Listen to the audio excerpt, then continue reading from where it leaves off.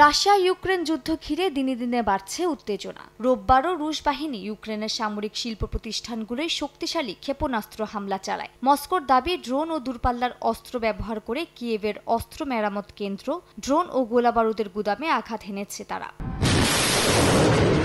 এর মধ্যে চলমান যুদ্ধে নতুন মাত্রা যোগ করেছে রাশিয়ার সাম্প্রতিক অগ্রগতি। রোববার রুশ প্রতিরক্ষা মন্ত্রণালয়ের দাবি, প্রথমবারের মতো ইউক্রেনের নিপ্র অঞ্চলের সীমানা অতিক্রম করেছে পুতিন বাহিনী। এদিন দোনেৎস্ক অঞ্চলের জরিয়া গ্রাম দখলেরও দাবি করেছে মস্কো। সামাজিক মাধ্যমে প্রকাশিত ভিডিওতে দেখা যায় রুশ সেনারা সেখানে তাদের জাতীয় পতাকা উত্তোলন করছেন।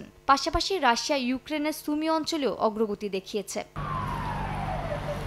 তবে এই দাবি প্রত্যাখ্যান করেছে ইউক্রেনের প্রতিরক্ষা মন্ত্রণালয় জানায়, নিপ্র অঞ্চল দখলের বিষয়ে রাশিয়া মিথ্যা খবর রটাচ্ছে। যদিও পরিস্থিতি স্পষ্ট নয়, তবে রাশিয়ার দাবি সত্যি হলে এটি ইউক্রেনীয় বাহিনীর জন্য একটি বড় ধাক্কা হবে বলে মনে করছেন বিশ্লেষকরা।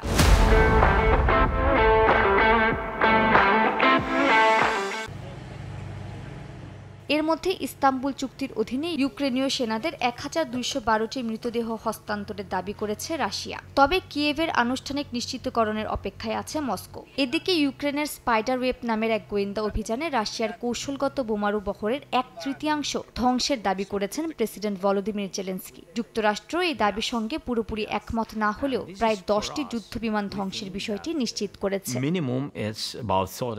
মালিহা সুহরওয়ার্দী, সময় সংবাদ।